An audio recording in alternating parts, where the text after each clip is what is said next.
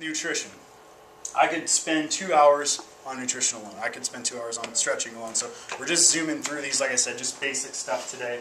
But I say secrets or basic knowledge kind of tongue-in-cheek because nutrition isn't really that complicated. It's really not that hard. We make it hard by having 150,000 different diets out there that this is the new magic diet, apple cider vinegar and olives. Drink it for 10 days and nothing else, and you lose weight. Well, yeah, you lose a lot of muscle because your body doesn't have everything it needs to survive. And anyway, I could go off on a tangent there, but there's really a few key things with nutrition that I really believe in, that I've seen work with my clients, that hands down, if you do this, you'll make tremendous progress if you don't do it already.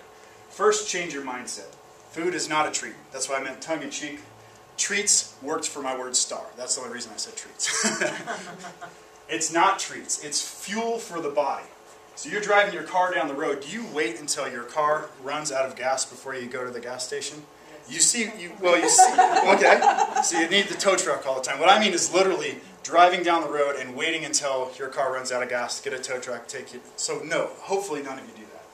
That's the same thing what I'm talking about with the body. We want to keep fuel in the body so we don't run out of gas. I think we've all been guilty of having one of those days where you eat 1 or 2 meals and you wonder why you feel like crap. The body just doesn't function very well on 2 meals a day. We actually work a lot more efficiently on 5 or 6 small meals a day, eating every 2 or 3 hours. Small portions off. Probably heard that before, right? It's not new. But it's tough to do. You have to plan ahead a little bit. And Julie and Cheryl always laugh at me because I have this big tub of cottage cheese and fruit that I bring with me every day. But if I don't pack that the night before with my lunch and stuff like that, I won't have it. And then people make bad food decisions when you don't plan. Nutrition tends to be, of the 4 categories, the hardest part because it requires the biggest lifestyle change for most people. Some of y'all out there might already do this, and if you do, fantastic. So, what we're trying to do is stay off of the blood sugar roller coaster. What I mean by that is skip breakfast. That happens, I know, with a lot of my folks that I've worked with. Skip breakfast completely, wait until 12 o'clock to eat. So this little thing called your metabolism that's like a little fire hasn't even been fed all day, so it's like this little flicker of a flame. Really slow metabolism, not working very efficiently at all. But think of it like a burning fire. If we put a little log on the fire, what happens? Anybody? Yeah, starts to go. Same thing with eating breakfast. If you have a little bit of breakfast in the morning, especially something that has a lot of fiber and protein, preferably low in fat, you're sparking that fire. So if you're on a blood sugar roller coaster, that means that you're waiting a really long time to eat, your blood sugar is way down here, and then you go, oh my gosh, I'm starving to death, I better eat. And that little thing that tells you that you're full, it's called the PYY hormone. It triggers your brain to tell you that you're full. That gets super saturated, and it takes a really long time for that hormone to tell you that you're full. So instead, let's eat a small portion here. Blood sugar, little drop bet. We're going to eat again in 2 hours because we know that's the right thing to do. And it stays right here in this level stage instead of going boom, bah, boom, bah. Because that's what happens. If you wait a really long time to eat, it's happened to all of us, you feel really hungry, and then what happens when you're really hungry? You eat too much. Yeah. And then what happens after you eat too much? You wait a really long time to eat again because you're really full. So it's just this vicious cycle. And it's so easy to get yourself out of it. Just have food ready, so have snacks about every 2 or 3 hours. Has anybody ever tried it? Yeah, it works, huh? So, okay.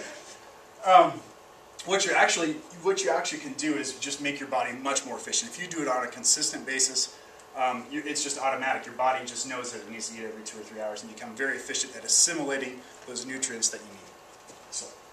So protein with every meal, like I said earlier, it triggers that PYY hormone that tells you that you're full, and it keeps you satiated. So if you just have an apple, yeah, that might keep you full for an hour. But if you have an apple with some organic peanut butter maybe, or some cottage cheese, that's going to have that extra protein that's going to help keep you full a little bit longer. So you'll be able to make it 2 hours or 3 hours until your next feed. And last, and possibly most importantly, is making sure that you're drinking enough water. If you're really, really hungry all the time, there's a chance that you just may not be hydrated properly. You actually need half of your body weight in ounces of water per day. So I weigh about 200 pounds. I need about 100 ounces of water per day. So do that on your head, what you weigh and half your body weight. I would bet money that most of you probably, unless you're really good about hydrating yourself, probably don't get enough. I actually need to change my battery in my little Hydro-Coach water bottle, but this actually tells you how much you take in by drinking through this little straw. And it has a little watch battery, and I wish I could show you, but It's actually really neat. And I found when I got this about 3 years ago, I wasn't getting enough water. Especially, I work out a lot. And so you actually even need a little bit more than half your body weight. There's doctors out there that are going to argue, well, you get a little bit of water in your fruit and you get a little bit of water in your tea and things like that. But especially if you're active, I would say that just shoot for that, because most people don't even come close to it. So shoot for that as your goal. All right, next piece would be the aerobic and cardio training. So cardiovascular training, what is it? It's conditioning that strengthens the heart and lungs. They call it aerobic because you use oxygen when you're doing cardio training. Why would you do it? It strengthens your heart and lungs. You burn calories, lose weight.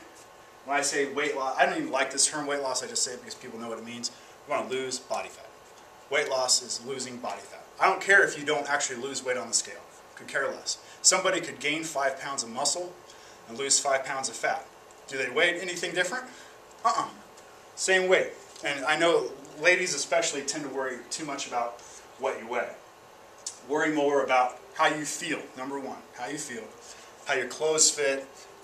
The way that you look in the mirror. Those types of things are going to tell you a little bit better than what you actually weigh on the scale. Increases your bone density. Anytime you load up the body with weight, or if you do impact exercises, it can help with your bone density. It reduces stress, reduces risk for heart disease and some types of cancer, and more. I don't think that's probably news to any of you. So ways you can tell if you're in the training zone, we call it. There's the talk test, which is pretty common. If you're walking along and you can have a conversation with somebody and you can spout off an entire story without stopping for 2 minutes straight, probably not in a good intensity level.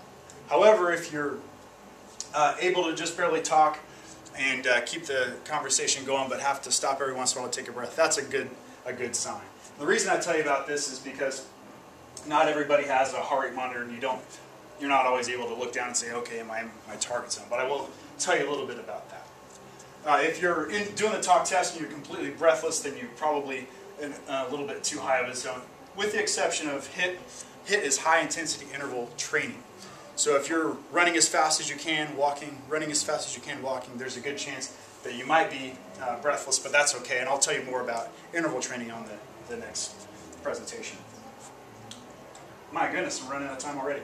So 70% of your maximum heart rate, this is your target area, unless you have some sort of cardiovascular condition.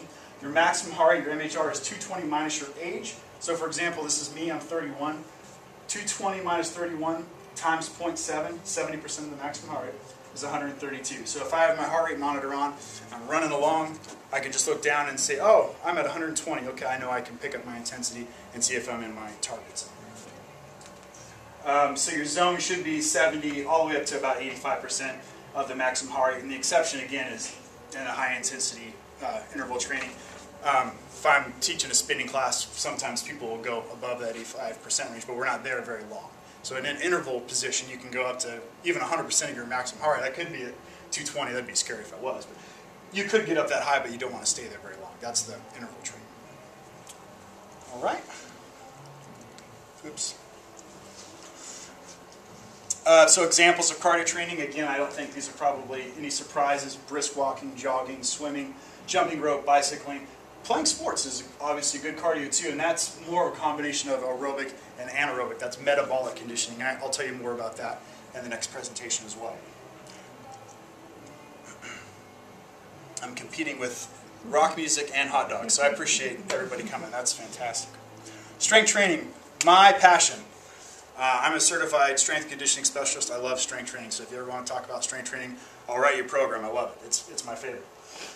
So what are you doing with resistance training? Resistance training, strength training, lifting weights, these are all same thing.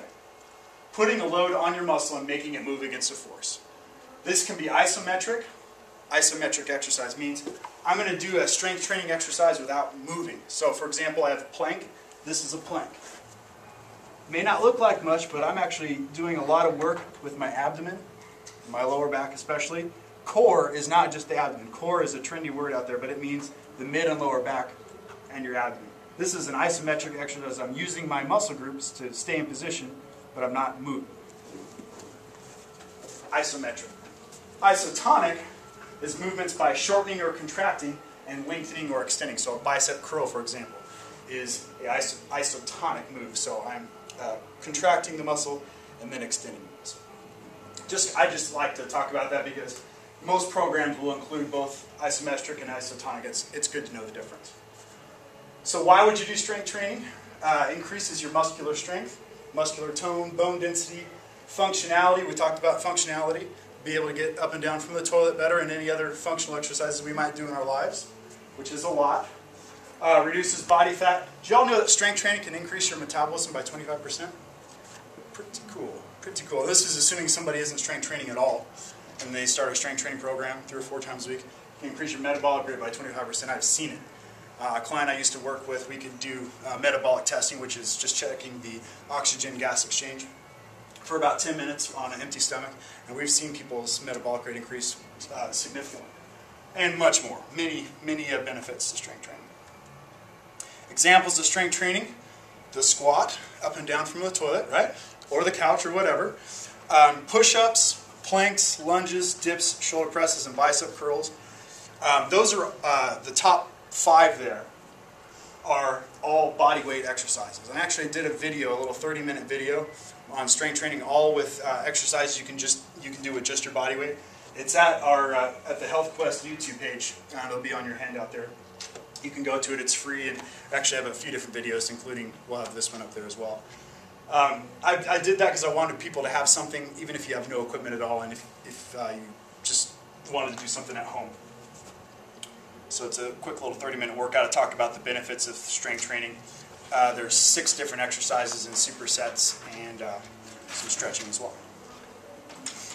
So, any questions on any of that stuff? I know it's pretty high-level overview on those things, and I think for some of you that already do these things, I think you'll dig the next presentation.